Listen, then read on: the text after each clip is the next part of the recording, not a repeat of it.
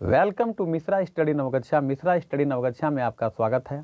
आज हम लोग बीए ऑनर्स इंग्लिश स्टूडेंट के लिए पेपर 6 से संबंधित एक एम फॉस्टर के द्वारा लिखा गया the challenge of our time का एनालिसिस करेंगे। मैं आपको बता देना चाहता हूं कि पिछले वीडियो में मैंने जो है the challenge of our time का इंग्लिश में एक्सप्लेनेशन किया था और आज हम आपको जो भी उसमें त्रुटि था उसको आपको हिंदी में जो है एक एनालिसिस करके बताएंगे, ताकि जो है अगर आप उसको समझ लेते हैं तो आप सही तरीके से उसको लिख सकते हैं कि किस तरह का प्रश्न जो है पूछा जाता है। तो एम फॉस्टर की कहानी हमारे जीवन की चुनौतियों के आदर्शों को प्रकाशित कीजिए, इस तरह का प्रश्न पूछा जाता है।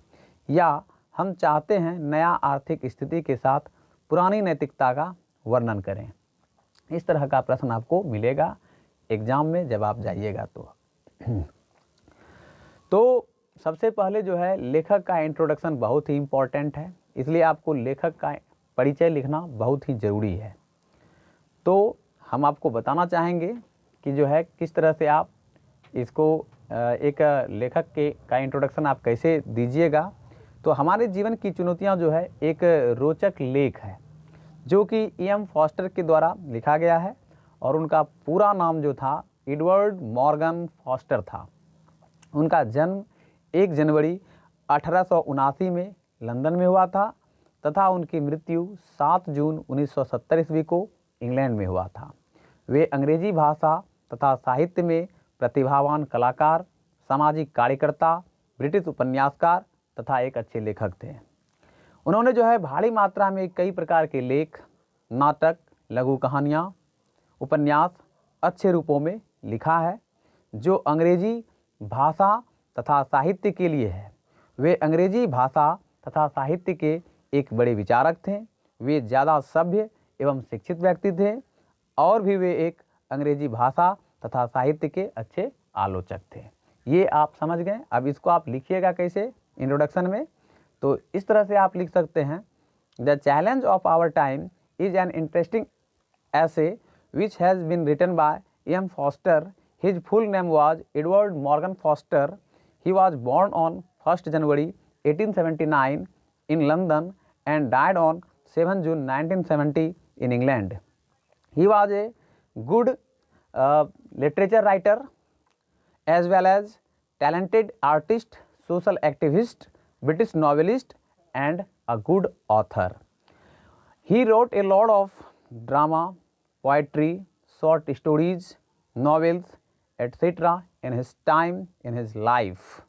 He was a good literature writer in the English language and literature.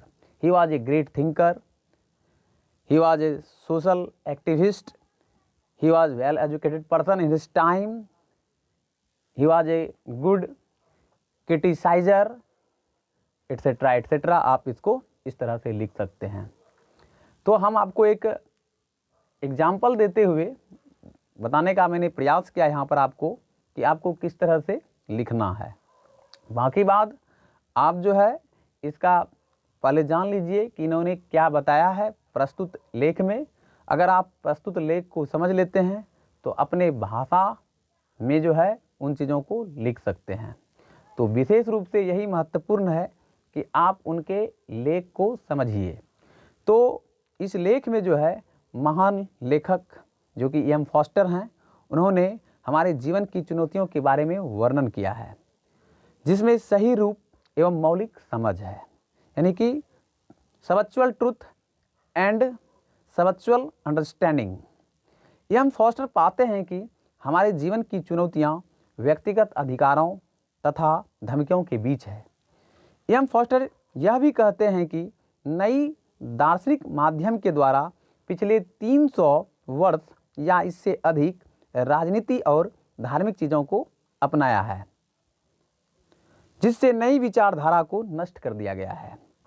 M foster सहमत हैं कि नई विचार के द्वारा निश्चित समय में निश्चित विस्तार किया जा रहा है। एम फॉस्टर कहते हैं कि क्रूर गतिविधियों के द्वारा पूंजीवाद को बढ़ावा देना संभव नहीं है। आर्थिक और सामाजिक व्यवस्था इस स्थिति में संभव नहीं है। लेकिन कुछ प्रश्न जो इस पंक्ति में है, जो नीचे दिया गया है, जिसको मैं आपको बताने का प्रयास करूंगा। तो यहाँ पर जो ऑथर हैं एम फॉस्टर, वो कहते हैं कि विक्टोरियन एरा के बारे में कि विक्टोरियन 20वीं शताब्दी की चुनौतियों से नहीं जूझा, उनका अंदरूनी विश्वास ही जो है धन्यवाद का पात्र नहीं था। फॉस्टर ने मानव को शिक्षित करने का भी कार्य किया है। एम फॉस्टर कहते हैं कि 20वीं शताब्दी में विश्व जो है 2 घटनाओं से जूझा था। पहला तो साम्राज्यवाद का विस्तार, यानी कि साम्राज्य का विस्तार के लिए जो है अंग्रेज़ों के नियमों के विरुद्ध, तथा दूसरा गरीबों अमीरों के विरुद्ध पराजय के रूप में राज से प्राप्त किया। यह बहुत ही जरूरी है कि आर्थिक स्थिति उद्योग के विरुद्ध कमज़ोर है। यद्यपि फॉस्टर ने जो है राज्य के हस्तक्षेप ही को जो है समस्या का होना बताया है।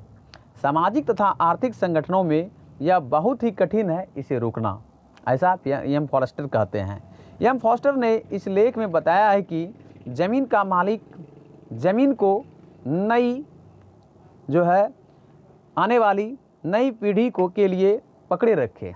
ज़मीन का मालिक ज़मीन को आने वाली नई पीढ़ी के लिए पकड़े रखे, ऐसा एम फॉस्टर कहते हैं। कृषि ही उसका जीवन का रास्ता है। लेखक कहते हैं कि व्यक्तिगत स्वतंत्रता, न्यायिक आर्थिक व्यवस्था सही है।